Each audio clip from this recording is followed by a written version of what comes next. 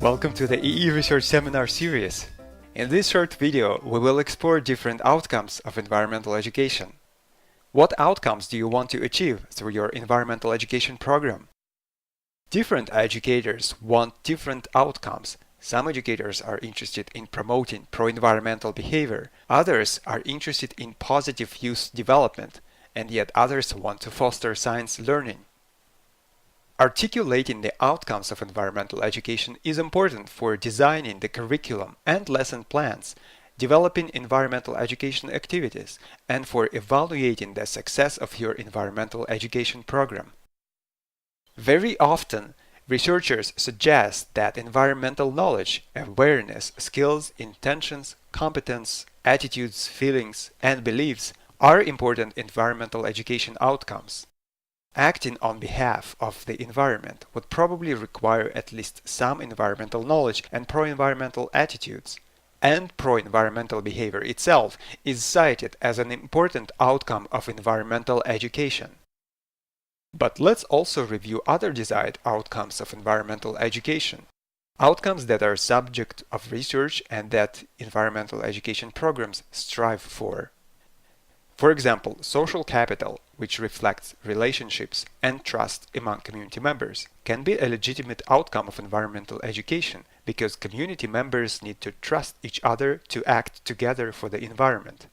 In addition, sense of place, how you perceive places, and connectedness to nature are outcomes of environmental education because they contribute to pro-environmental behavior. Such outcomes may also help people appreciate their local environment and enrich their experiences. Environmental identity, a sense of oneself in relationship to the environment, is yet another potential environmental education outcome. Researchers propose that it can contribute to pro-environmental behavior as well. Social norms, what is commonly done or approved, are also an important outcome of environmental education, at least because social norms can guide human behavior, including conservation behavior.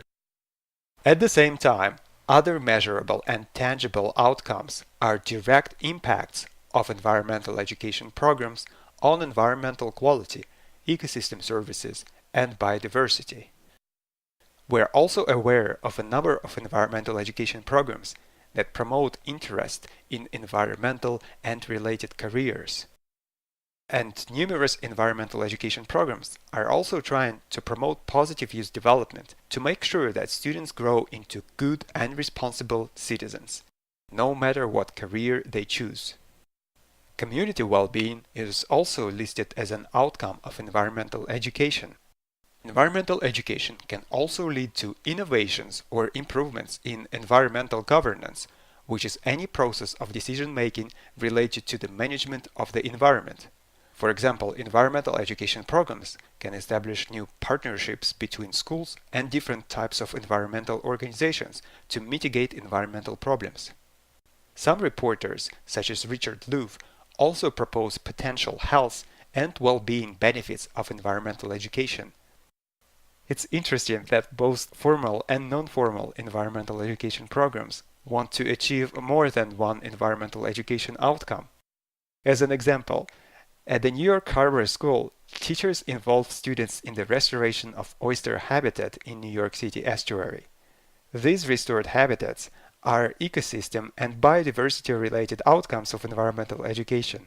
At the same time, this school develops environmental knowledge and skills among students, and encourages some of the students to follow a career in science, technology, engineering, and math-related fields.